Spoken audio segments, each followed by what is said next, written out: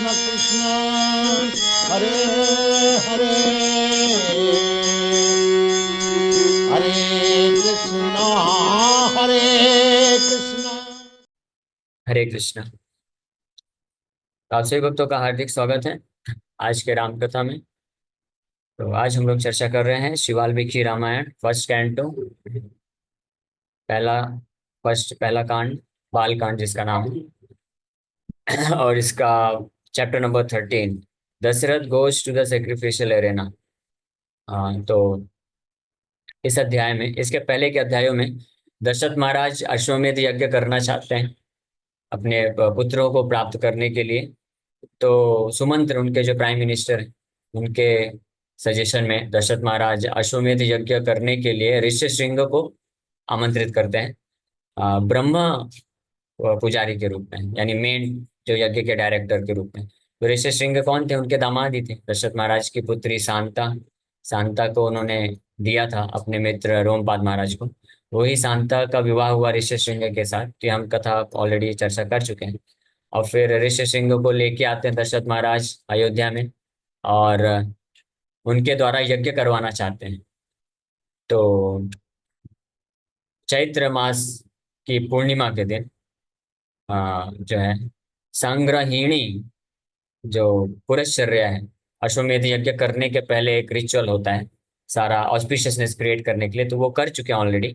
अब एक साल जैसे हो गया है, तो वशिष्ठ मुनि जो उनके कुल गुरु हैं, उनको अनुरोध करके दशरथ महाराज इस यज्ञ को प्रारंभ करवाना चाहते हैं। तो वशिष्ठ मुनि को वो अनुरोध करते हैं कि आप जो है, जो भी विधि है, जो भी कार्य किस सीक्वेंस में करना है, वो आप आदेश दीजिए, हम सब उसको कार्य करेंगे और इस यज्ञ को करना चाहते हैं।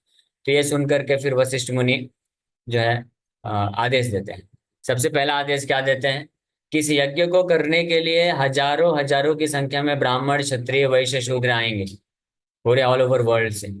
हजारों राजा लोग आने वाले हैं और अपने अपनी पूरी टोली लेके आएंगे। राजा तो अकेले नहीं चलते हैं, उनके साथ एक एक राजा के साथ हजारों सैनिक, मंत्री, मिनिस्टर, उनके परिवार वाले सब आएंगे। तो सबको रहने के लिए अच्छा बंदोबस्त होना चाहिए, यानी सबके लिए महल बनाया गया, घर बनाया गया, ब्राह्मणों के लिए कुटिया बनाई गई। तो इस प्रकार से पूरा अरेंजमेंट करने का आदेश दिए। वो सारा अरेंजमेंट किया गया, उनके खाने पीने की व्यवस्था, उनको जो भी जरूरत है सब कुछ प्रोवाइड करना है। और इस प्रकार से वो आदेश दिए कि ऐसे आपको अरेंजमेंट करना है कि उसमें से एक भी गेस्ट जो है ऑफेंड नहीं होना चाहिए, यानी जिसको जो इच्छा है वो प्रोवाइड कर रहे हैं। अगर कोई भी एक भी ऐसा गेस्ट अतिथि होता है जो असंतुष्ट हो जाता है आपके सेवा से, तो फिर वो यज्ञ आपका सफल नहीं हो पाएगा। तो इससे, तो हमने लास्ट एक दो दिन में ये चर्चा की है कि यज्ञ जो है, स्पेशली जो अश्वमेध यज्ञ है और राजसूय यज्ञ है, ये सारे यज्ञ जो है केवल कोई राजा भी नहीं कर सकते थे। बड़े बड़े चक्रवर्ती सम्राट ही होते थे अपना सब कुछ लगा करके यज्ञ कर पाते थे, क्योंकि इसमें इतना खर्चा होता है, इतना खर्चा होता है, इतना मैनेजमेंट है। आप समझ ही सकते हैं, एक किसी को अपनी कन्या का विवाह करना है, वो उसको करने के लिए कितना खर्चा, कितना मैनेजमेंट करना पड़ता है, जिसमें तो 400 500 लोग ही आने वाले हैं बस, और वो भी एक दिन में, 2 दिन 4 दिन, इतना ही रहता है। लेकिन यहाँ पे यज्ञ हो रहा है जो कि कई सालों तक चलेगा, और कई अतिथि लोग आ रहे हैं, और सबको प्रॉपर अरेंजमेंट करके देना है। हाँ, तो यज्ञ मतलब केवल ऐसे नहीं कि हवन कुंड बना दिए, दो चार ब्राह्मण बैठ गए, सुहा सुहा कर दिए, यज्ञ हो गया। वो यज्ञ नहीं है। हाँ, तो इस प्रकार का ये अश्वमेध यज्ञ कहलाता है। और इस प्रकार के 100 अश्वमेध यज्ञ जो सफलता पूर्वक कर लेता है, तो उसको कौन सा पद मिलता है? इंद्र का पद मिलता है। हाँ, सोचिए, तो आप सोच सकते हैं कि इस कलयुग में कोई कर सकता है क्या इस तरह का अश्वमेध यज्ञ? अश्वमेध यज्ञ का उसको ब्रोशर देंगे पढ़ने के लिए कि भाई ये लगने वाला है, तो उसी समय बंद करके रख छोड़ देगा, बोले कोई नहीं करना, ये सब यज्ञ हो ही नहीं सकता। लेकिन हम लोग बहुत भाग्यशाली हैं, चैतन्य महाप्रभु की कृपा से हमको बहुत ही सरल यज्ञ दिया गया है, जिसको संकीर्तन यज्ञ करते हैं। और इस संकीर्तन यज्ञ को, भगवान के नाम रूपी यज्ञ, नाम जप रूपी, नाम कीर्तन रूपी यज्ञ को अगर कोई कर लेता है, तो कोई इसमें खर्चा नहीं, और कोई इसमें ज्यादा समय की पाबंदी नहीं, कोई नियम कानून नहीं ज्यादा। हाँ, तो इसको करने से, अश्वमेध यज्ञ करने से भी ज्यादा लाभदायक है। यहाँ तक बोला गया है चैतन्य चरितमृत में, कविराज गोस्वामी बोलते हैं कि ऐसा व्यक्ति ऐसा व्यक्ति पाखंडी है, पाषंडी है, और वो यमराज के द्वारा दंडित करने योग्य है, जो बोलता है कि भगवान के नाम यज्ञ करने से 10 करोड़ अश्वमेध यज्ञ करने के फल मिल जाएंगे। तो हम समझ सकते हैं कि यानी 10 करोड़ अश्वमेध यज्ञ करने से भी ज्यादा महत्वपूर्ण क्या है, ये है। क्योंकि 10 करोड़ अश्वमेध यज्ञ करने से वो क्या बन सकता है, इंद्र बन सकता है। कितने बार इंद्र बनेगा, हम बताओ। 100 अश्वमेध यज्ञ करने से एक बार इंद्र बनेगा। 100 अश्वमेध यज्ञ कोई करता है, 100 अश्वमेध यज्ञ कोई करता है, तो इंद्र बन सकता है। तो 10 करोड़ अश्वमेध यज्ञ करने से कितने बार इंद्र बनेगा, कैलकुलेट करिए। गौर किशोर प्रभु। हाँ, एक बार। 10 10 लाख बार बन जाएगा इंद्र। हाँ, लेकिन भगवान का नाम जप जो है, नाम जप करना, शुद्ध नाम स्पेशली बात की जा रही है, वो 10 लाख बार इंद्र बनने से भी ज्यादा महान है। उससे 10 लाख बार इंद्र बनने के सामने भी उसका कोई वैल्यू कंपेयर नहीं कर सकते हैं। क्यों? क्योंकि भगवान का नाम जो करेगा, तो उसको इंद्र चंद्र वरुण ब्रह्मा बनने की आवश्यकता नहीं है। इस भौतिक संसार से ही वो मुक्त होकर के भगवान के धाम को सनातन रूप से भगवान का पार्षद बन सकता है, कृष्ण का फ्रेंड बन सकता है, कृष्ण के माँ बाप बन सकते हैं, कृष्ण के जो है दास बन सकते हैं, नारायण के दास बन सकते हैं, भगवान रामचंद्र के दास बन सकते हैं। तो उनके सामने ब्रह्मा का पद भी बहुत तुच्छ है। तो इस प्रकार से ये हम लोग का एक ग्रेट फॉर्च्यून है, सौभाग्य है। लेकिन दुर्दैव, मिस फॉर्च्यून क्या है, फिर भी हमको इंटरेस्ट नहीं है। हाँ, ये ऐसा समझ लीजिए कि जैसे कोई बहुत ही महंगी कार है, BMW मर्सिडीज, 70 लाख 80 लाख 1 करोड़ की कार है, जिसको खरीदने के लिए लोग खूब पैसा कमाते हैं फिर देते हैं। अभी कोई बहुत ही धनी व्यक्ति है, वो BMW मर्सिडीज से भी ऊपर क्या होती है, फरारी ना, फरारी कई करोड़ों में आती है, फरारी होती है। और एक और क्या नाम है, उसका नाम भी बड़ा टेढ़ा मेढ़ा है। वो एक फिल्म एक्ट्रेस अभी लेके आई थी मंदिर में पूजा करें। हाँ, हाँ बहुत सारी होती है ऐसी, एक ऐसे लेके आई थी, एनीवे जो भी है। हाँ हाँ, ये आ गया, लम्बोर्गिनी, लैम्बोर्गिनी नाम ही लंबी, लंबोर्गिनी। ओके ठीक है, जो भी है। तो 4 साढ़े 4 करोड़ में आती है। तो रिसेंटली एक फिल्म एक्ट्रेस वो कार को लेके आई थी मंदिर में, उसका पूजा कराई, और लाखों लोग जा करके उसको वीडियो बना रहे हैं और वो सब कर रहे हैं, लेकिन कोई फायदा नहीं। तो ऐसे मान लो ये लंबोर्गिनी जो भी है, मेरे को प्रोनाउंसिएशन नहीं आ रहा है अच्छे से, अपना कोई इंटरेस्ट नहीं है इसमें। हमको ये सब कार नहीं चाहिए, 3rd क्लास 4th क्लास, ये वर्स्ट क्लास कार है। कैसी कार चाहिए, वैकुंठ यान, गोल्डन। और कृष्ण भक्तों को तो वैकुंठ यान भी इनमें इंटरेस्ट नहीं है उनको। उनको क्या चाहिए, गोल्डन रथ चाहिए, चैरियट। जो कृष्ण का भक्ति करते हैं, कृष्ण उनको गोल्डन चैरियट लेके आते हैं और उसमें बैठा के लेके जाते हैं। तो अगर कोई बहुत धनी व्यक्ति आपके पास आए और ये जो लंबोर्गिनी है 4 करोड़ की, वो बोले मैं आपको देता हूँ, ले लो, कितने रुपए में, कोई पेमेंट नहीं, तो फिर क्या करना पड़ेगा, बस इसको अगर आप चला सकते हो तो ले जाओ।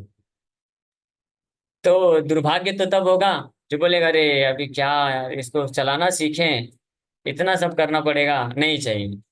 ऐसे अगर कोई बोल के उसको रिजेक्ट कर दे तो उसको क्या बोलेंगे, मूर्ख बोलेंगे ना, बोलेंगे ना। इतनी महंगी कार, सबसे टॉप क्लास कार, और वो आपको फ्री में देने के लिए तैयार है, बस एक ही कंडीशन है, इसको आप चला सकते हो तो ले जाओ।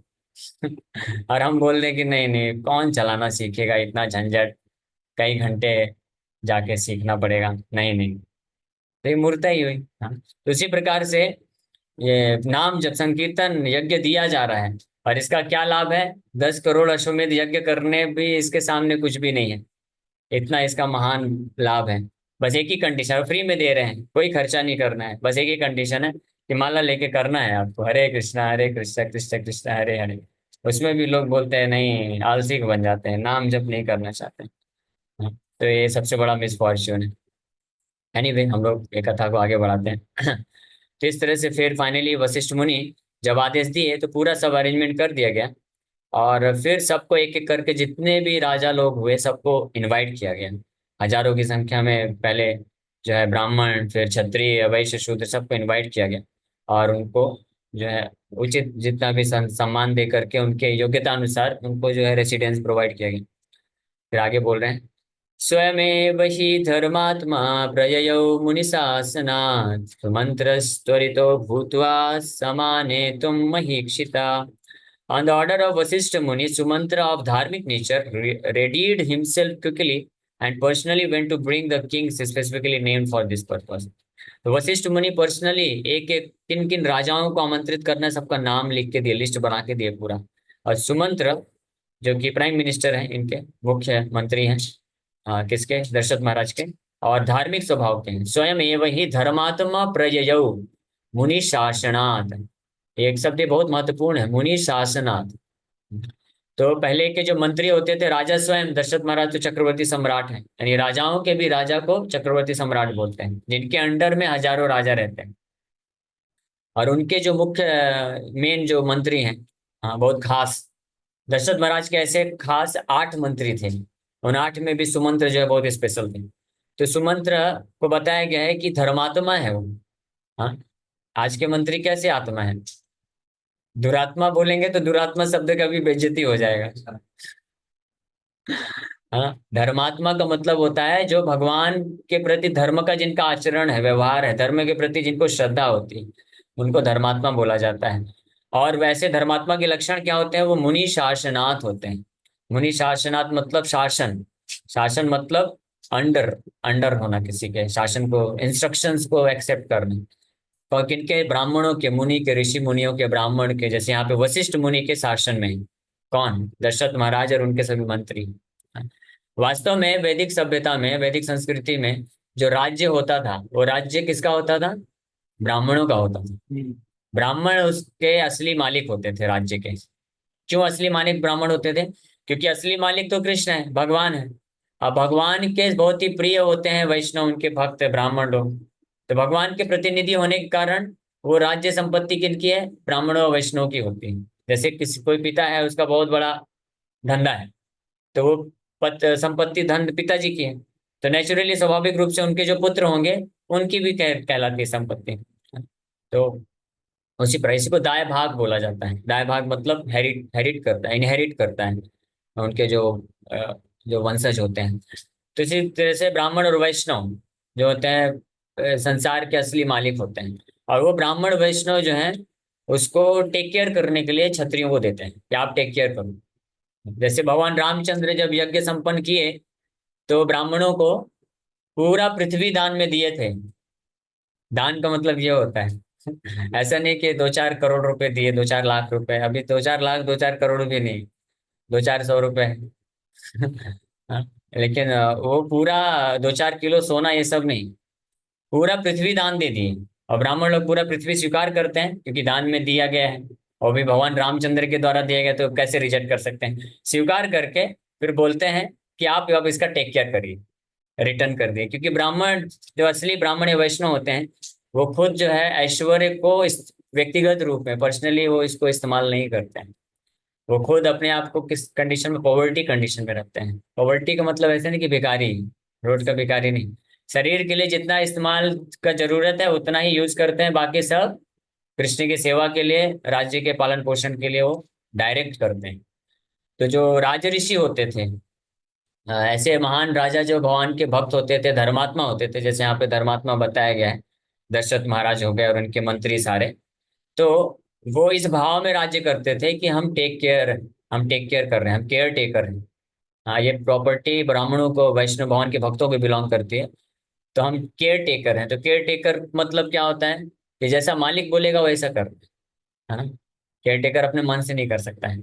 इसीलिए वैसे क्षत्रिय लोग फिर ब्राह्मणों के आदेश पे, शासन में, उनके शासन में रह करके राज्य करते थे. तो ब्राह्मण लोग फिर शासन करके बताते थे कि कैसे आपको रूल करना है, किस किस प्रकार की आपको पॉलिसी बनाना है. और जो भी नियम कानून, लॉ बनते थे, उनका लॉ बुक होता था, तो उसमें ब्राह्मण लोग इस बात का उद्देश्य, इस उद्देश्य को ध्यान में रखते थे कि जो भी नियम बनेगा, जो भी, है ना, जाएगा सांसद भवन से, पास होगा बिल जो भी नियम कानून, वो लोगों को मदद करना चाहिए भगवान की भक्ति में आगे बढ़ने के लिए, धर्म में आगे बढ़ने के लिए, ना कि धर्म का विनाश करने के लिए, या ना ना कि लोगों को इंद्र तृप्ति में आगे बढ़ाने के लिए. तो इस प्रकार से राजा जो होता था, ब्राह्मणों के ऐसे नियम कानून को वो लागू करवाता था. तो कहीं पे शास्त्र का ज्ञान तो ब्राह्मण लोग देते थे, कहीं पे जरूरत पड़ती थी तो ब्राह्मण फिर शस्त्र उठाते थे और जबरदस्ती जो है धर्म के नियम की स्थापना करवाते थे। तो इसलिए यहाँ पे एक बहुत महत्वपूर्ण ये शब्द आया है कि स्वयं एव ही धर्मात्मा, स्वयं धर्मात्मा सुमंत्र जो कि धर्मात्मा है, वो खुद गए मुनि शासनार्थ व वशिष्ठ मुनि के आदेश का पालन करने के लिए। सुमंत्र त्वरितो, त्वरितो त्वर जानते हैं ना, त्वरण, एक्सेलरेशन को हिंदी में त्वरण बोलते हैं। तो वहीं से ये शब्द आया त्वरित। त्वरित मतलब जल्दी से, तीव्रता से आदेश पालन करने के लिए। समान हेतु महीक्षिता, हाँ समान हेतु मतलब एकत्र लेके आने के लिए, महीक्षिता सभी राजाओं को, पृथ्वी के राजाओं को एकत्रित करने के लिए वो निकल पड़े। पर्सनली जा रहे हैं, ये भी महत्वपूर्ण चीज है, क्योंकि वाल्मीकि वशिष्ठ मुनि स्पेशली कुछ महान राजाओं का लिस्ट बना के देते हैं और बोलते हैं कि आप पर्सनली जा करके इनको इनवाइट करके लेके आइए। ते च कर्मान्तिका सर्वे वसिष्ठाय च धीमते सर्वं निवेदयन्ति स्म यज्ञे यत् उपकल्पितम्। All the laborers came to the intelligent Vasishtha and reported about everything that they had built for the sacrifice. उसके पश्चात ये तो मंत्री को यानी क्षत्रिय को ब्राह्मण वशिष्ठ, ब्राह्मण श्रेष्ठ वशिष्ठ मुनि आदेश दिए कि आप ऐसा ऐसा करो। उसके बाद जो लेबर लोग भी लगे हुए थे, शूद्र भी थे, जो कि यज्ञशाला बनाना है, सब कुछ मैन्युफैक्चर करना है, कारपेंटरी का कार्य है, बहुत सारी चीजें हैं। तो वो लोग भी आकर के फिर उनसे आ, निवेदन करते हैं। केम टू इंटेलिजेंट वशिष्ठा, वशिष्ठाय च धीमते, धीमते यानी बुद्धि डायरेक्शन देने वाले ब्राह्मण होते थे, वशिष्ठ मुनि हैं।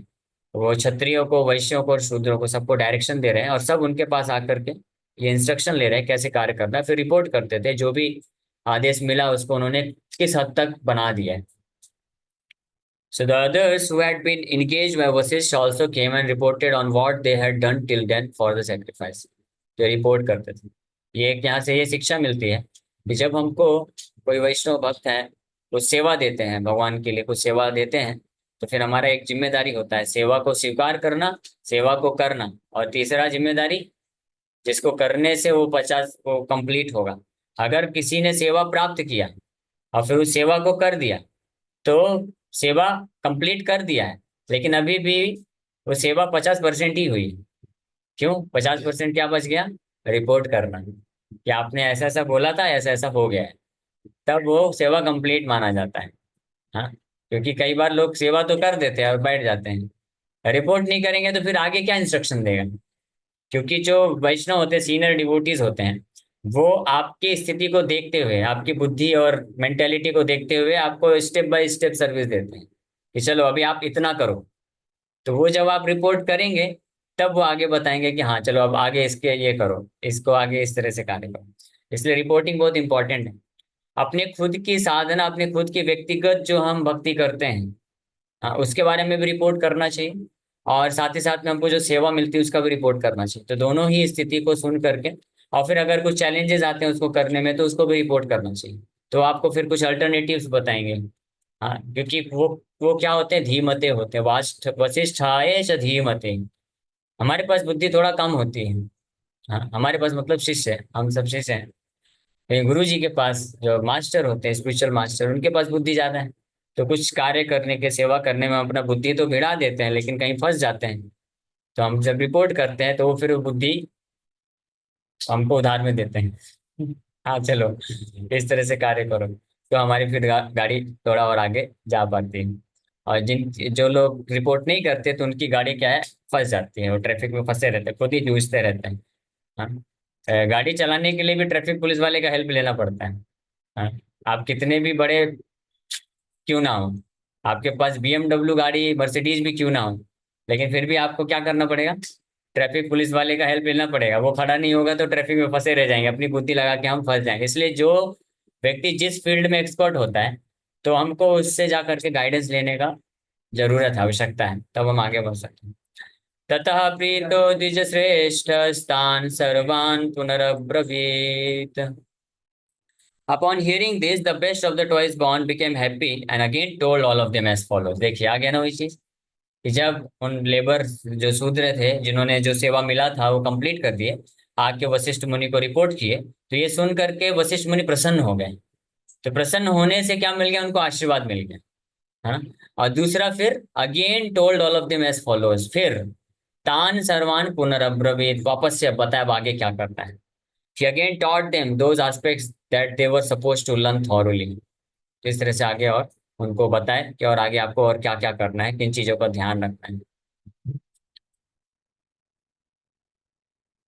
कितना टाइम हो गया? 9:15 तक ही करना है। ठीक है, यहीं पे विराम करते हैं। Thank you very much. Hare Krishna. किसी भक्त का कोई प्रश्न है तो पूछ सकते हैं। हरे कृष्णा हरे कृष्णा, कृष्ण कृष्ण हरे हरे, हरे राम हरे राम। यस, किसी भक्त का कोई प्रश्न है? कृष्ण प्रभु जी, दंडवत प्रणाम। प्रभु जी, ये हरे प्रश्न आता थोड़ा आपकी पिछली क्लास का रह गया था प्रश्न की कॉन्शियसनेस जो होती है वो हमारी सोल में होती है किसी भी चीज को लेके या फिर माइंड में? सोल, जो consciousness is the symptom of soul. आत्मा का जो सिम्टम है ना, the soul is present within the body. ये कैसे पता चलता है? कॉन्शियसनेस से पता चलता है, हमारे शरीर में कॉन्शियसनेस है। ठीक है। तो तो इसका एक तरह मतलब से दूसरे प्रभु टर्म में आप समझ कॉन्शियसनेस। सकते हैं, कॉन्शियसनेस सोल की एनर्जी है। जैसे मैं इसलिए एग्जांपल दिया था ना, इलेक्ट्रिसिटी है, तो बल्ब है, बल्ब में इलेक्ट्रिसिटी है, इलेक्ट्रिसिटी सोल है मान लीजिए। तो ये कैसे पता चलता है? लाइट से पता चलता है। तो लाइट कॉन्शियसनेस है। तो लाइट अगर जल रही है इसका मतलब इलेक्ट्रिसिटी है, लाइट नहीं जल रही इलेक्ट्रिसिटी नहीं। ठीक है, उसी प्रकार से किसी के शरीर में आत्मा है या नहीं है कैसे पता चलेगा? कॉन्शियसनेस।